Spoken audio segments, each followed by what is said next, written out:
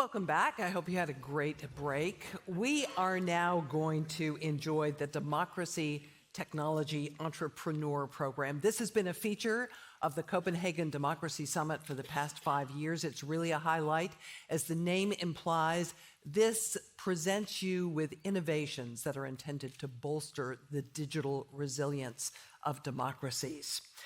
This session is organized in partnership with the International Strategy Forum. This is an initiative of the Special Competitive Studies Project, which is spearheaded by Dr. Eric Schmidt and Wendy Schmidt. I might add that SCSP also sponsors a great podcast called NatSec Tech that's hosted by me. So bookmark that, will you?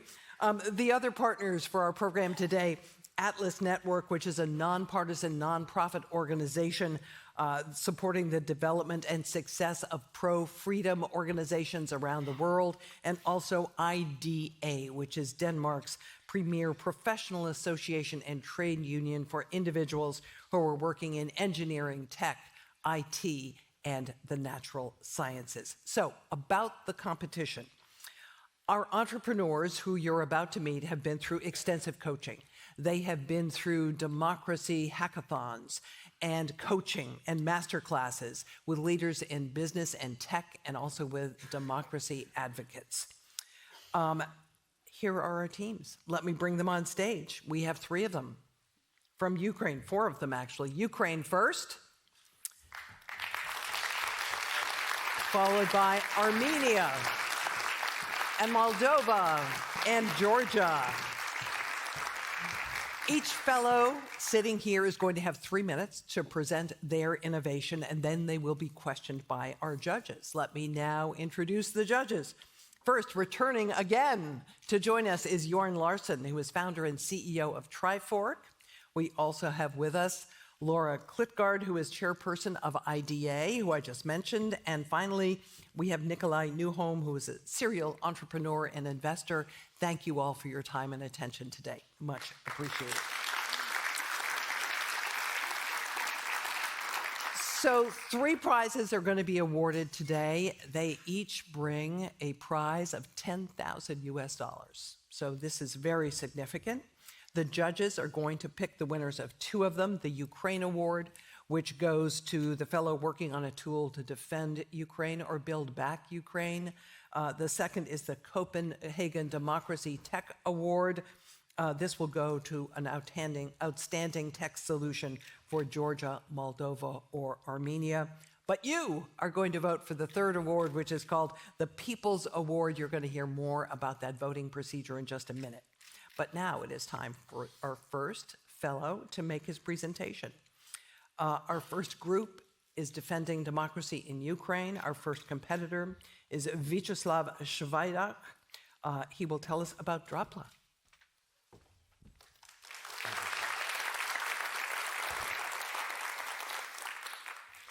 Greetings, everybody. My name is Vyacheslav Shvaidak, and I'm an ex-lieutenant in the Ukrainian Armed Forces, and I'm here to solve the crisis of the landmine contamination. And to understand the problem and the scale of it, that's the map. 26,000 square kilometers of agricultural land only in inaccessible area is denied in service due to the landmine contamination. And the scale is, it's half of Denmark. And so I've gathered a group of extreme individuals, 35 of them working full-heartedly, both in Denmark and in Ukraine, solving this issue. So what is Dropla? It's a short name from drone platform, but in a nutshell, it's a toolbox for augmenting demining operation and threat detection for the military. So what's in the toolbox? 6 different sensing technologies, 10 unmanned systems, capability to survey up to 50 hectares per day. How we do it? We release a fleet of UAVs equipped with various remote sensing technologies to scan and survey the area. And then by applying signal processing techniques like machine learning and sensor fusion, we're able to create a map where threats are revealed, and each layer gives you an extra layer of confidence. The core of our system, obviously, is our software, and we're sitting on the biggest training ground truth data set for landmine detection in the whole Europe right now.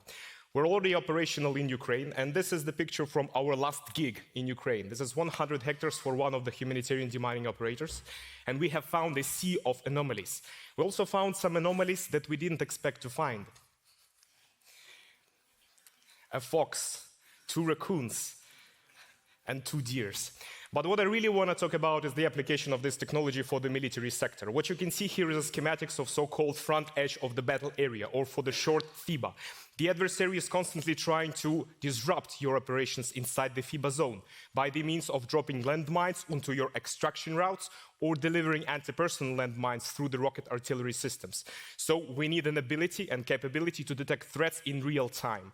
That's why we've been approached by a special forces unit of Armed Forces of Ukraine to develop such capability. And this is Dropla Blue Eyes, a system capable of operating at 30 frames per second and be installed on vehicles that can run up to 60 kilometers per hour inside the FIBA zone. What you can see here is the moment where the technology gets adopted by the Ukrainian armed forces. This is not just a lighter. This is the lighter that the commander of a special forces unit has lost 3 weeks ago. And during the blind test trials, we have found it. That was the moment of adoption. So with these capabilities, we're tapping into the framework of NATO force protection and mobility. And over the course of the last 2 years, we've made many great relationships both with Ukrainian and Danish ministries and institutions, and now moving into the pilots with the big defense players.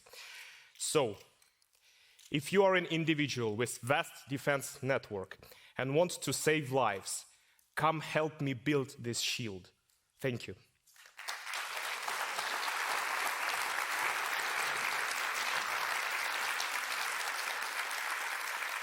And now our judges will have a chance to ask a question or two. Nikolai, do you have a question for us? Great, thank you for an amazing presentation, and please don't hold my first name against me. I am actually Danish, not Russian, but you can call me Mikola instead. My father is Mikola. Fantastic. So could you tell us a little bit, how much is, so you've run a couple of dry runs now. You had the lighter you found. How many units are actually out in operation at this point? What do you mean by operation? So out there actually demining at this... We're not in particular demining. We're doing land preparation and non-technical surveying phase of the demining action for the humanitarian. But now we have one full team that is doing this contract that we're deployed under for 3,000 hectares. So we plan to scale the number of the teams operating in Ukraine next year up to 6. And who's financing that?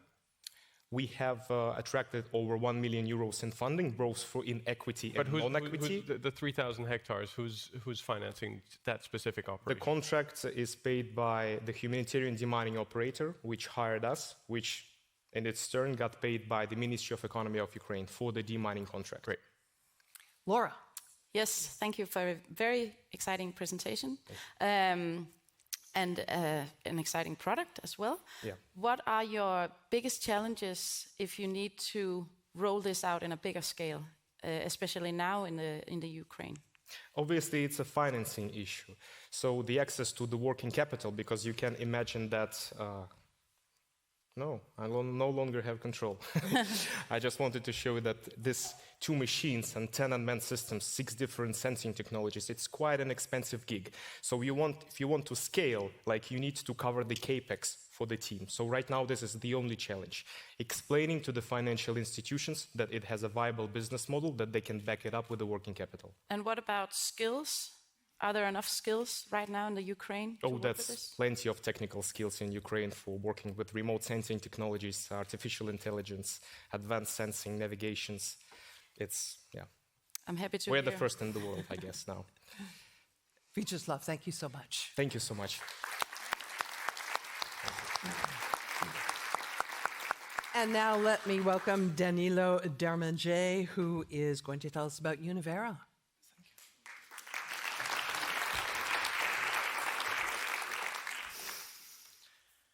Hello, my name is Danilo and I'm CEO of Univera. And now I present you the first student voting platform in Ukraine. Student democracy is broken. Student councils across Ukraine faces a problem when they can't engage students to the university elections. But students do care. They just don't trust the process. It's insecure, there is no real secret ballot, and high risk of voting interference from administration. So that's why we created Univera. Univera provides students with a true democracy experience from admission to graduation. For student councils, governments, and unions, it's a powerful tool to make a fully legal digital elections and to communicate with students through surveys and direct communication through app. And why it's game-changing? No more photos of documents, forget the Google Forms. Now it's absolutely automatic with a real secret ballot and process automation. So we are verifying students through the government DIA application in Ukraine, and every student in Univera is real. So it's very easy process, 2 clicks, and everything got that. And now we operate on Ukrainian market. It's quite large, and we plan to enter European market next, and we are working on it.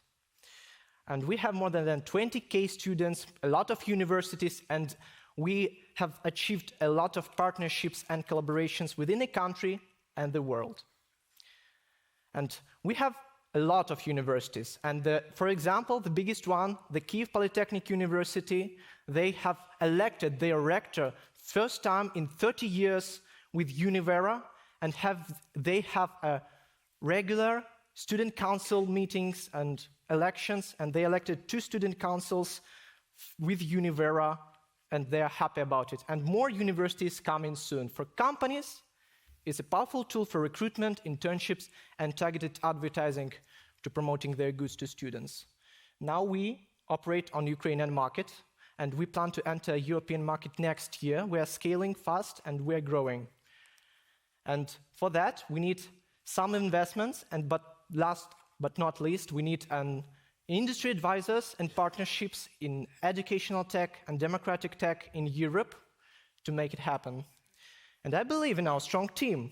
We are fully capable to achieve these goals because we have a professional expertise, we are working more than 3 years together, and we are breaking through all the difficulties. And most important, we are student activists ourselves. We know everything from the inside, and we know how to make our plans happen. That's Univera. Feel free to contact us, and remember, this is a product from students to students. Let's reshape education with Univera. Thank you.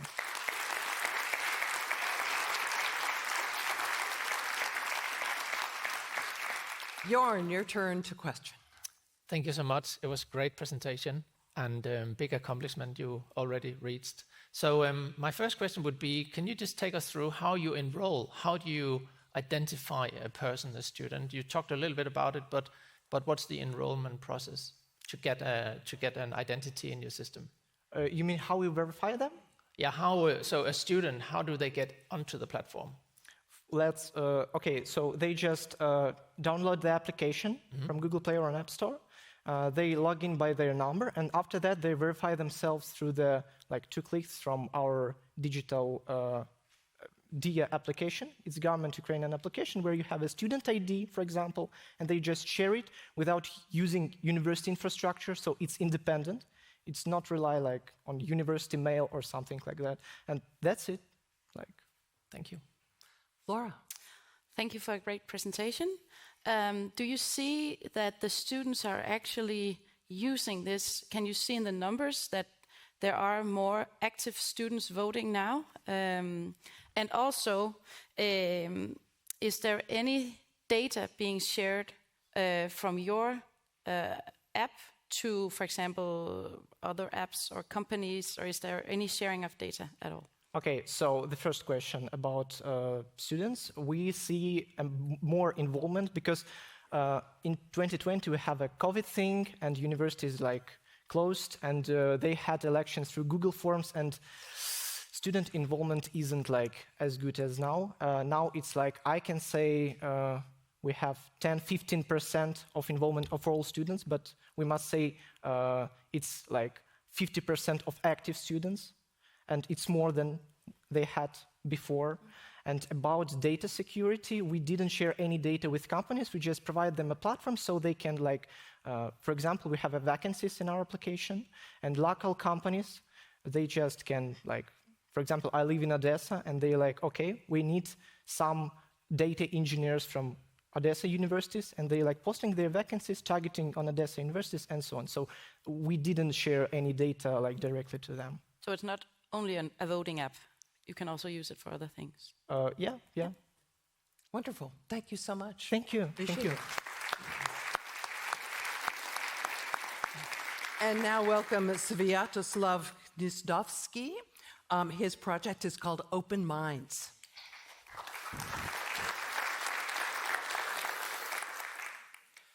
Greetings, everyone. My name is Sviatoslav Gnizdovsky. I'm CEO and founder of Open Minds.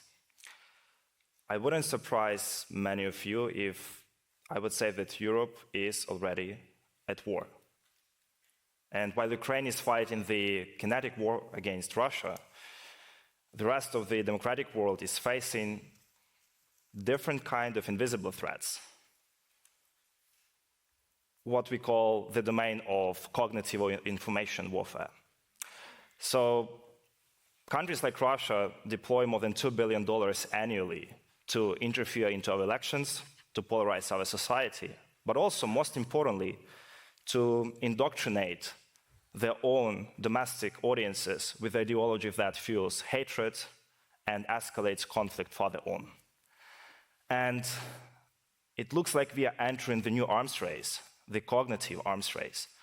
And unfortunately, the democratic world is lagging 20 or 30 years behind. There haven't been many advancements since the end of the Cold War. And actually, we were quite good during the Cold War. We deployed significant resources, talent to these kind of problems. But for now, we feel that this gap has to be closed. And that's why we started Open Minds. In 2022, in Ukraine, facing these difficulties and problems, in the real time. And Open Minds currently consists of two main products. The first one is an analytical module that identifies online conversations and detects instances of manipulation, instances of distorting the reality in the information landscape on different platforms. Think of Telegram, Reddit, and others. But there is a second module that is a response module that actually sends AI agents and labels the content and informs these societies and audiences on these platforms that they are being influenced in one way or the other, basically dropping a message there. So these two modules work together as an ecosystem, and that's the first step, we believe, to build the next generation cognitive defense for the democratic world. We validated our product already. We have more than 20 government organizations, national security sector partners as our clients. And our technology was behind more than 60 investigations and research at this point of time. Most recently, election interferences in Moldova, Georgia, Germany, United States, and Romania, but also many more, even within the hard-to-reach areas where we don't have typically access to. And the problem is not just really about Europe. There are more than 4 billion people that are living under these kind of restrictions around the world. So we believe that with an expertise from the national security sector, technology, and strategic communications, we are equipped to solve this problem. And we would be really eager to have you join us on our mission to build the new next generation cognitive defense shield for the democratic world. Thank you very much.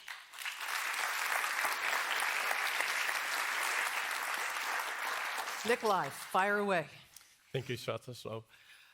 So let me understand. There's no product for the end user, or that is simply the labeling of article or a social media post, or how does it work? So if I'm the reader, if I'm the person interacting, how does it affect me?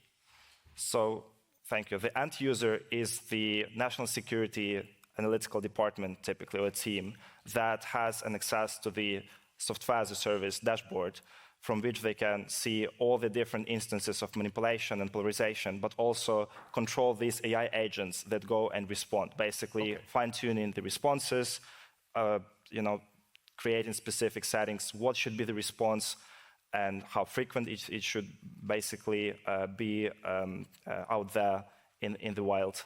But as a citizen in Ukraine or Angola, how do I come across Open Minds? So the probably best analogy would be Twitter community nodes. Yeah. When you scroll Twitter and you see something, for example, they used to have slightly better, now it's a bit questionable, the community nodes functionality. That informs you that this information might not be the most representative. It's similar, but on the platforms that don't have any kind of centralized feature like that we do in the decentralized way. Great. Jorn. Thank you so much for your presentation. So in 5 years' time, where do you see the company and yourself? Would you also involve yourself in working with social media platforms and not just agencies and governments? So just to clarify, our primary market is the national security. So social media platforms are not involved here per se. And we are on the mission to focus just on the national security sector for now. And I think in the 5 years' time, the success would be to have our technology and knowledge deployed to the majority of the democratic countries' national security sector organizations. Thank you. Sviatoslav. I'll get it. I got it right the Yes. first time. Sviatoslav. Thank you so much. Thank you. Appreciate that.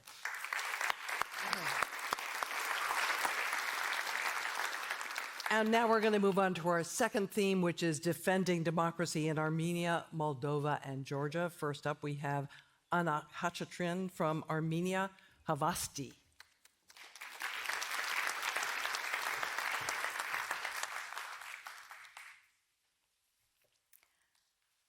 Before you hit that share button, pause, reflect, verify.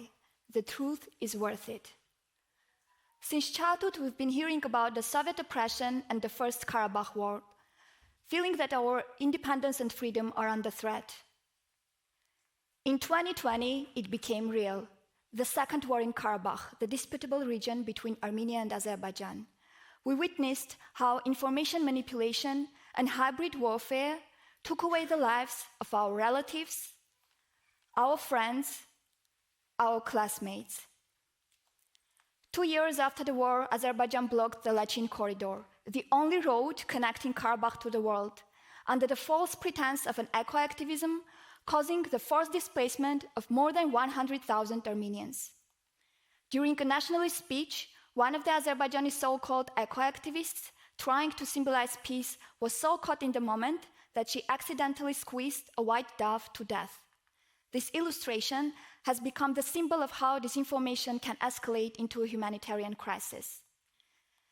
In spite of the EU monitoring mission on the border, up to the moment Azerbaijan spreads disinformation about Armenia breaking the ceasefire. Disinformation is a manipulation tool, and 82% of Armenians struggle to recognize it. We've talked to people to understand how fake news affects their lives, and these results are alarming. With the current geopolitical tension and meta-canceling fact-checking, democracies need to unite. In February, Armenia began the EU accession process as the only democratic hub in the region, defending freedom ahead of 2026 elections. Hi, I'm Anna, the founder of Havasti. With Nareh and Christine, as the first generation of independent Armenia, we want to establish democratic systems in our country to defend its sovereignty and freedom. How can we contribute to this? With Havasti, we empower Armenian readers to identify the accuracy of news online with minimum efforts. Havasti is a browser extension and a mobile application that can be integrated with social media and Google search to quickly show the news accuracy score. Accuracy is assessed across website source and author's credibility and information accuracy. We've launched our website and the MVP with which Armenian readers can identify the accuracy of a news by simply pasting its article into Havasti. A hackathon idea to improve the media literacy in Armenia brought us to this stage where we are sharing our vision to become the leading publicly accessible text and visual news accuracy solution. We are ready for our next milestones, and we need 140,000 euros to build the bias detection model trained in Armenian and to make Havasti available on mobile. We also need connections to build partner integration with Meta. Pause, reflect, and verify with Havasti, your news accuracy compass. Let's move the truth needle together. Thank you.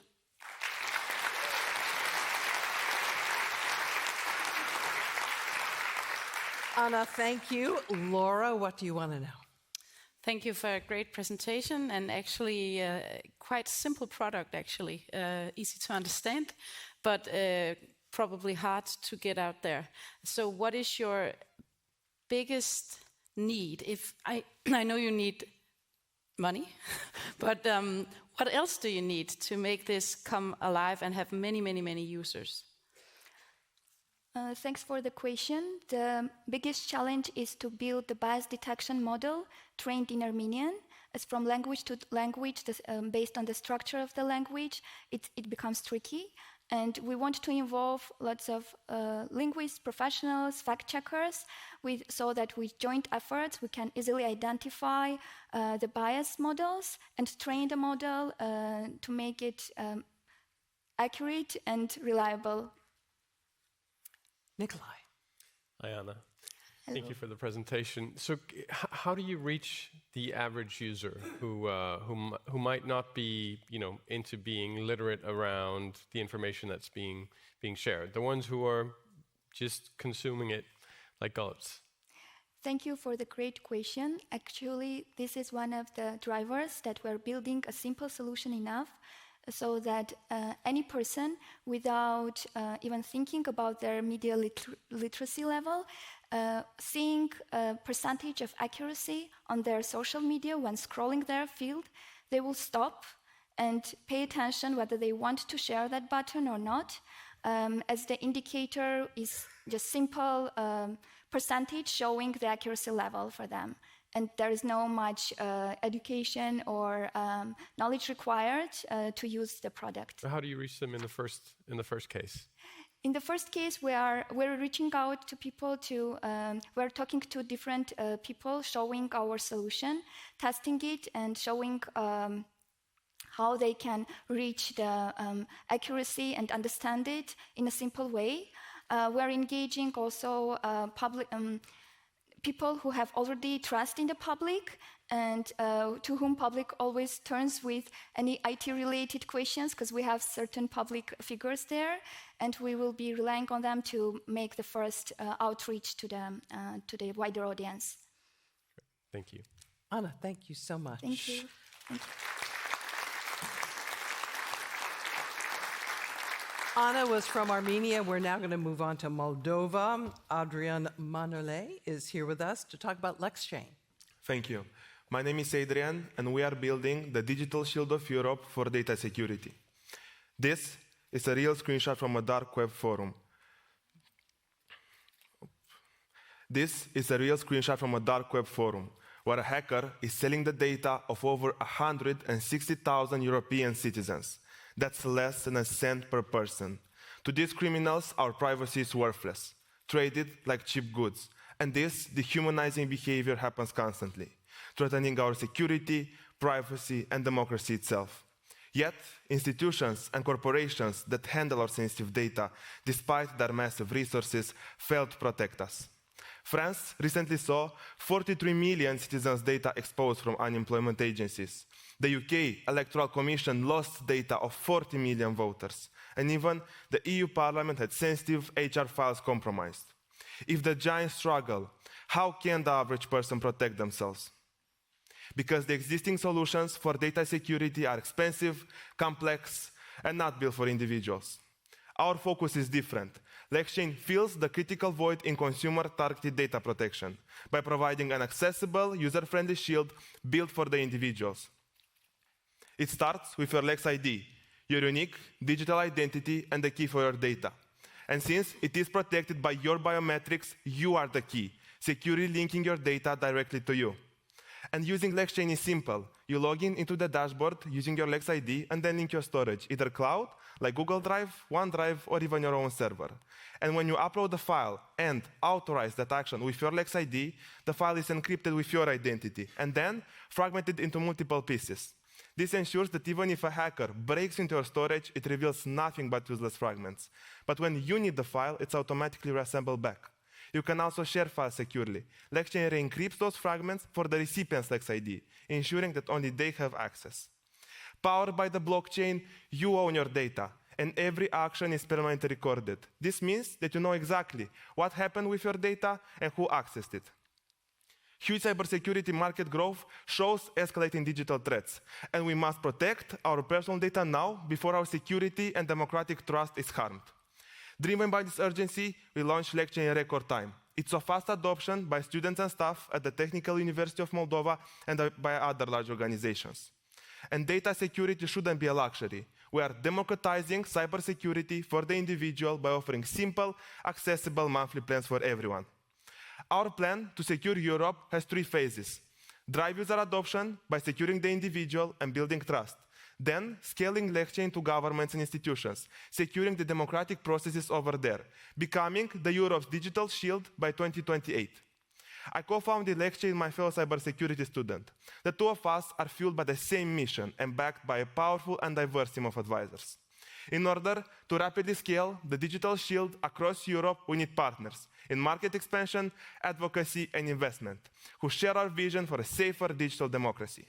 Join us in building the digital shield of Europe. Thank you.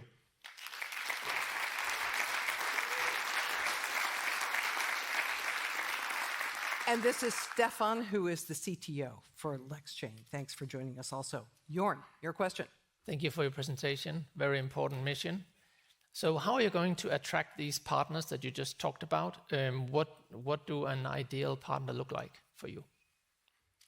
Thank you for your question. So our strategy to attract partners is to go to universities and launch pilot projects for free for the first 5% of students in order to get traction, give it for free until they graduate, and they then convert into paying customers, and through word of mouth, they can spread the idea. Thank you. Laura. Thank you. How do you manage the data yourself? How do you manage your own company data? Our own company's data? Yeah. Yeah, we actually use LegChain. Yeah, we actually use LegChain and we secure our data through LegChain. But if I may ask, the question was about how we manage the data inside our company. It was actually how you do with your own data, because I wanted to hear if you use your own system. Yeah.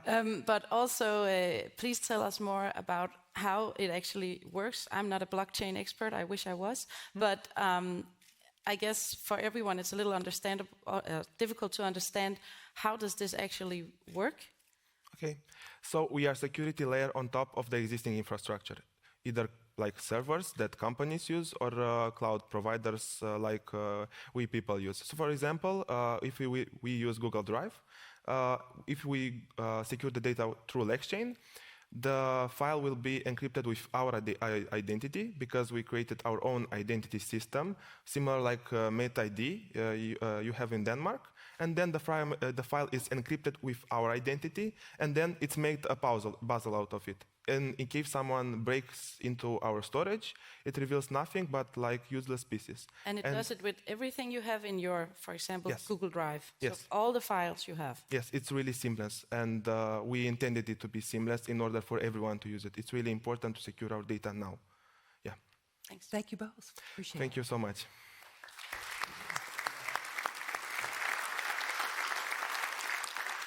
Our final competitor is from Georgia. Please welcome Miriam Kaulashvili-Southwell.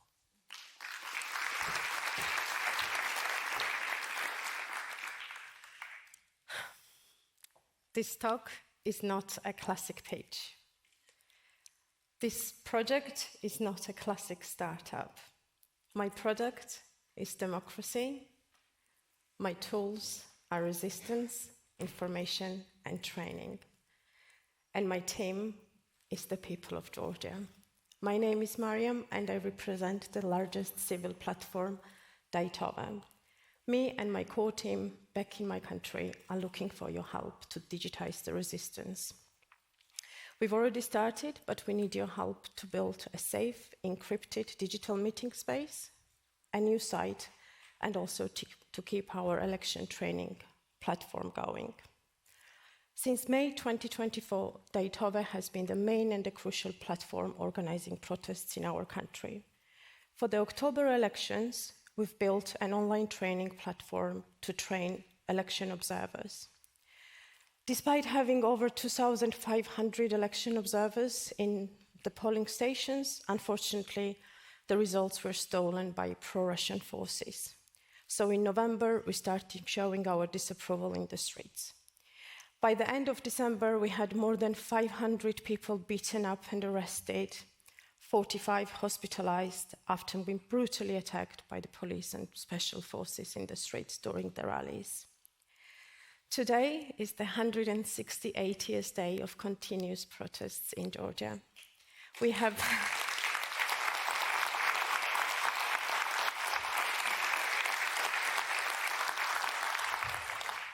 We have over 46 political prisoners till now, and Daytova, as the headquarters of resistance, our members, us co-founders, are targeted by the government and by the police.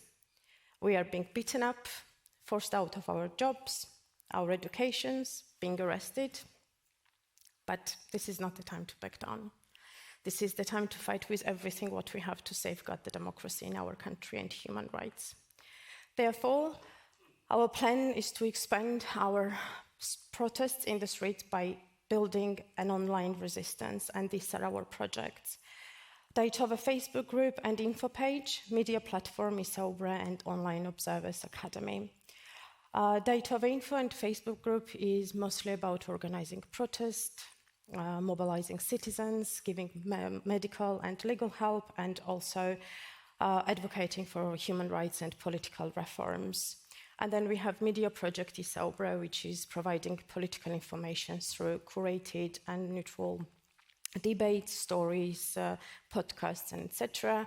And then we have Online Observers Academy, which is a digital training academy for online observers with election observers, and it's mostly about raising awareness about vulnerabilities of our election systems, the ways to rig the elections, and also how each and every person can make a difference. And as I said in the beginning, I'm not here with a classic startup pitch. I'm here to present you the movement that needs your support and tools of technology to keep going. And not the least, I'm here to ask for your help to help us digitize the resistance in our country, and also please help frontline democracy from falling into the wrong hands. Thank you.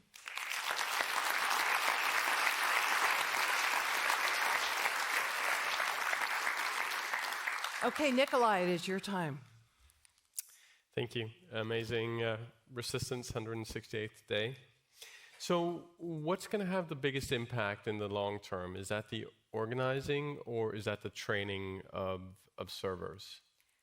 One of the main reasons we're standing in the streets for more than 6 months now is that we're demanding the new elections. So I think it's the combination of both. The resistance has to go on demanding the new elections, and once the new election happen, the observers' part will be crucial to defend the results and the process, how the elections will go. So it's the combination of both. And where might you take that training then in the future? What are the next steps in securing the civil society and democracy?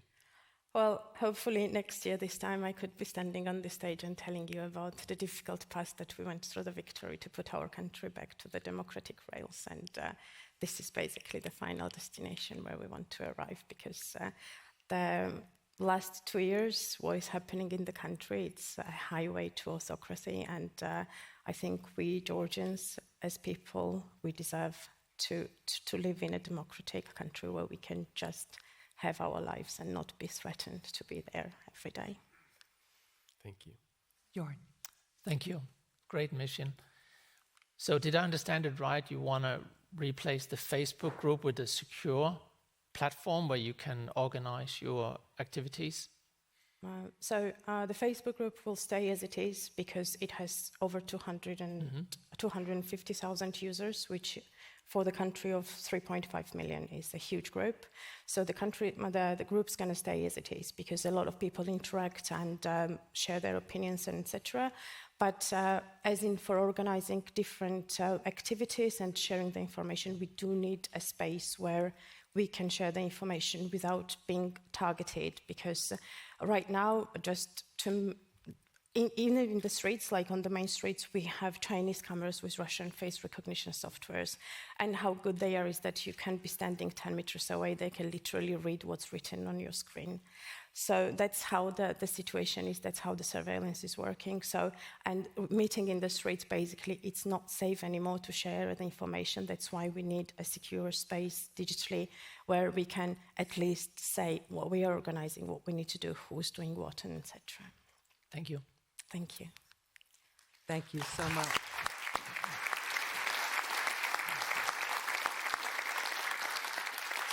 So our judges are now going to leave the stage as they're going to put their heads and their notes together to determine who will win the Ukraine Award and the Copenhagen Democracy Tech Award. Meanwhile, welcome to the stage Richard Taylor. He is CEO of Lumi Global. He's going to explain how all of you can register your vote for the People's Award. Richard. Thank you. Well, I think you'll agree with me. We have 6 excellent candidates. And in the words of the Deputy Prime Minister of Greenland yesterday, it's time to quit with the blah, blah, blah and put democracy into action. So hopefully you have found the voting section in the app. You get there via the icon, the menu icon in the bottom right-hand corner. And before we actually do the proper vote, we're going to run a test, which should now be open.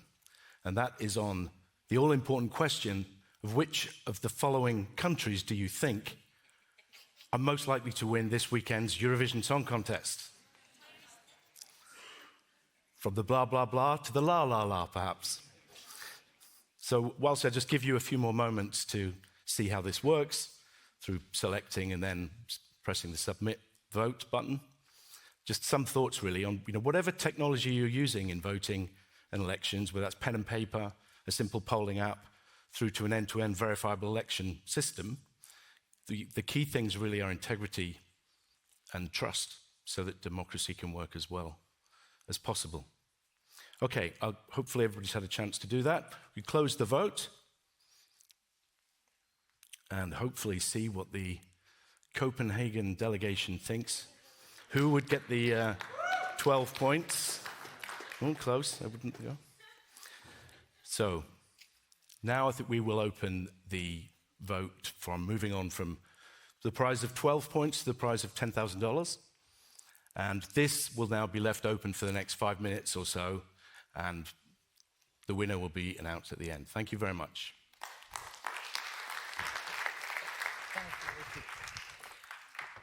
Now we have brought back a competitor from a previous year who was going to talk to us about entrepreneurship, innovation, and most especially democracy. Please welcome to the stage Georgi Gogua. He is the co-founder of Project 64. Georgi.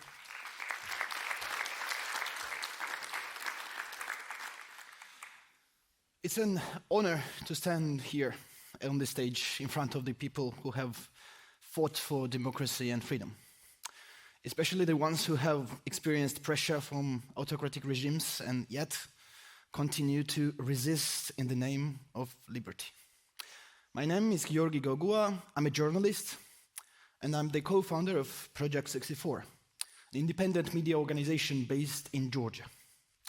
Last year, I stood here and spoke about growing challenges for journalists and civil society in my country. This year, I come with a heavier story, but with a clearer mission.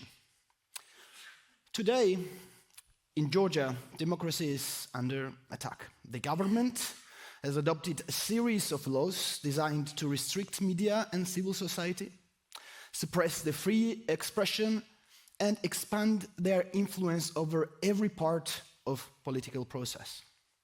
As I speak, protests in Georgia have continued uninterrupted for over 5 months, almost 6 months now. More than 300 journalists have been attacked. Over 50 people have been arrested. A lot more have been harassed physically or verbally, among them students, musicians, actors, physicians, activists, journalists, and many are still on trial with no sign of fair justice. And hundreds more face enormous fines for simply protesting. And one of those arrested is especially personal for me as a journalist, Zia Amarlobeli, the director of the media outlet Batum Elebi. She faces 4 to 7 years in prison simply for slapping a policeman to defend her dignity. And right now, the clock is ticking for Georgia's democracy, for Georgian media and its civil society.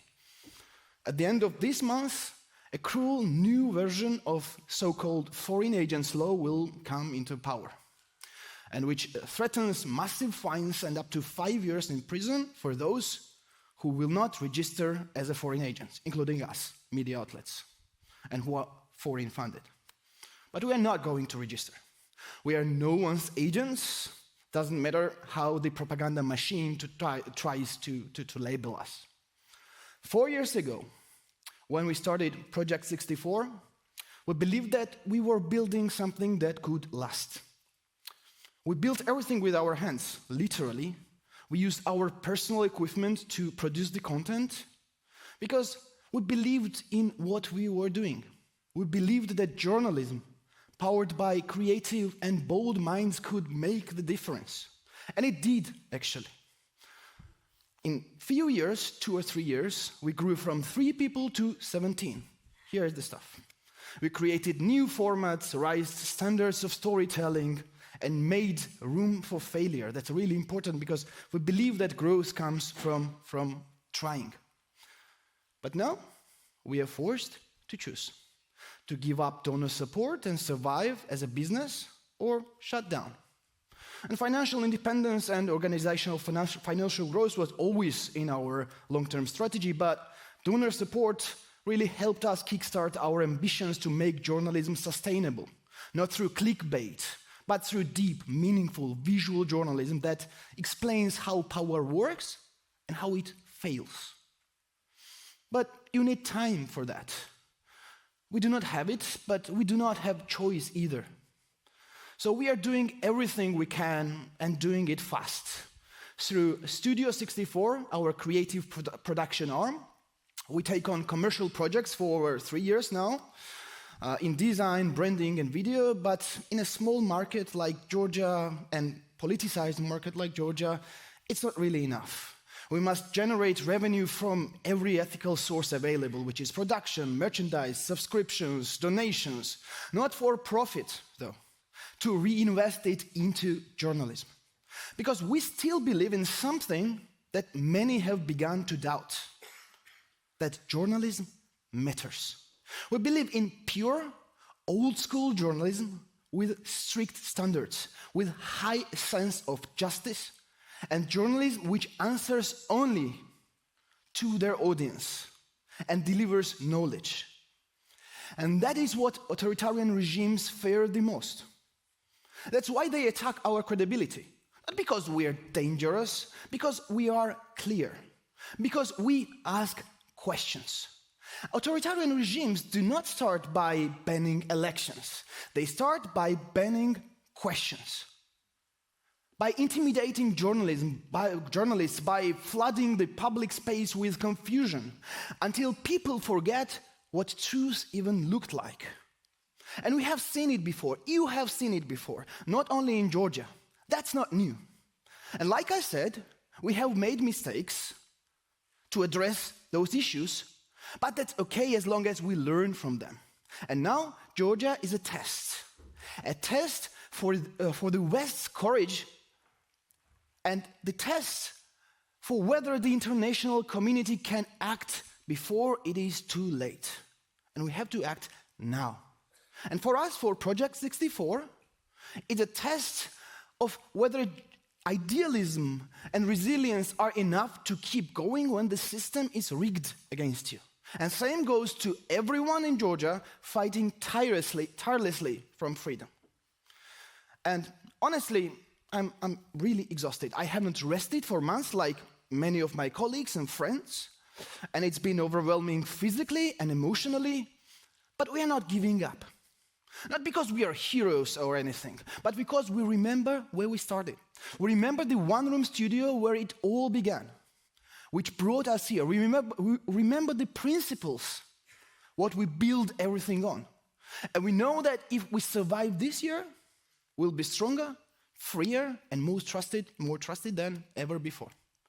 So to everyone in this room and everyone who is watching or will watch at some point, if you believe in independent media, and if you believe that it's essential to democracy, support it. Not just with words, but with action. Help us find the ways to keep doing what we do best. Journalism. And remember this, Georgia is not Belarus. Georgia is a country full of people who still believe in freedom. And Georgia still stands for almost 6 months now. And once again, I will finish with the final words from our national anthem. Words I will repeat as many times as I will need to. Tideba tauisuplebas, glory to freedom. Thank you.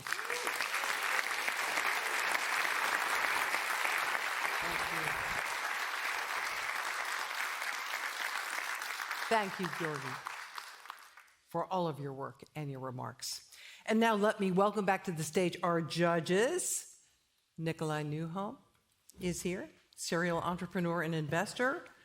Also, Jorn Larsen, founder and CEO of Trifork, and Laura Klitgaard. And the moment has come. This is it. I think, Nikolai, you're the man of the moment. Does it feel good to boss him around? Nikolai, you're going to tell us who you've decided has won the Ukraine Award. Go for it. Absolutely. So the winner of the Democracy Summit 2025 Ukraine Award is Open Minds, Sviatoslav.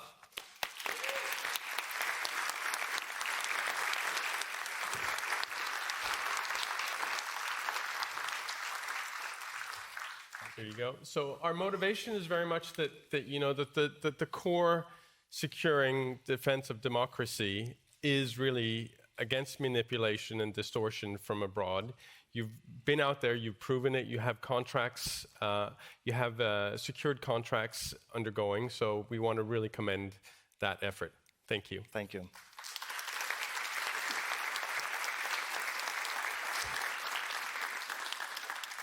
Excellent. Jorn, now you can come up. Okay. And you're going to tell us who won the Copenhagen Democracy Tech Award. Yes, I will. And it was really tough. And we discussed and discussed. But it goes to Havasti.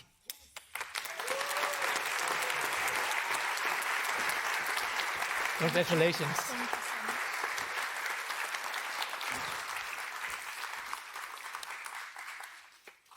So, how do you feel?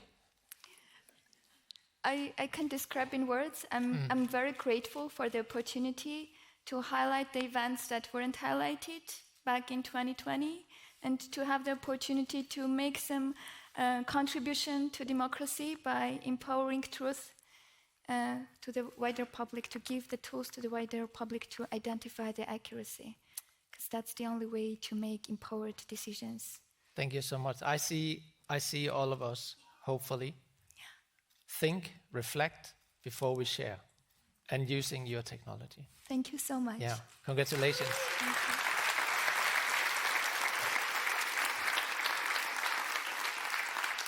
you. Laura Klitgaard, it is your turn to tell us how everybody voted and who won the People's Award. The People's Award, kind of exciting.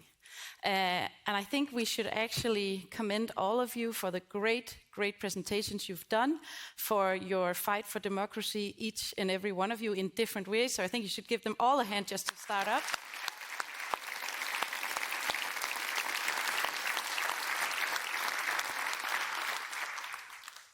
And now for the People's Choice Award.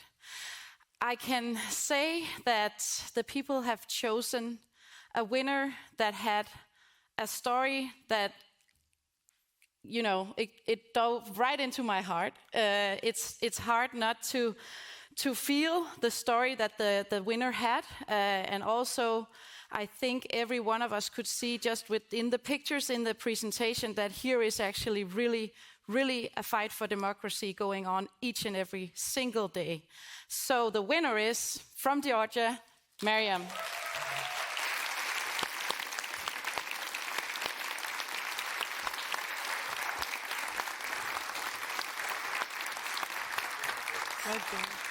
Congratulations. I can't believe how you're fighting every day. I thought those days were over where you had to fight in a way and fight for just your everyday lives and your jobs and everything. So how do you feel about winning this prize? I feel very good standing on the stage and having an opportunity to talk about what's happening in our country. And I think that is the most important part. And this means that we get the support and we have the attention. And thank you for it. And we will need a lot of it because it's the long run. And thank you. Thank you. Thanks.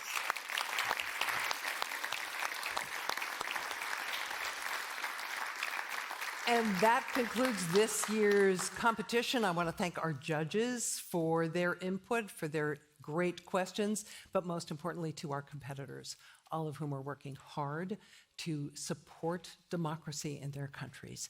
Thank you, all of you, for your efforts.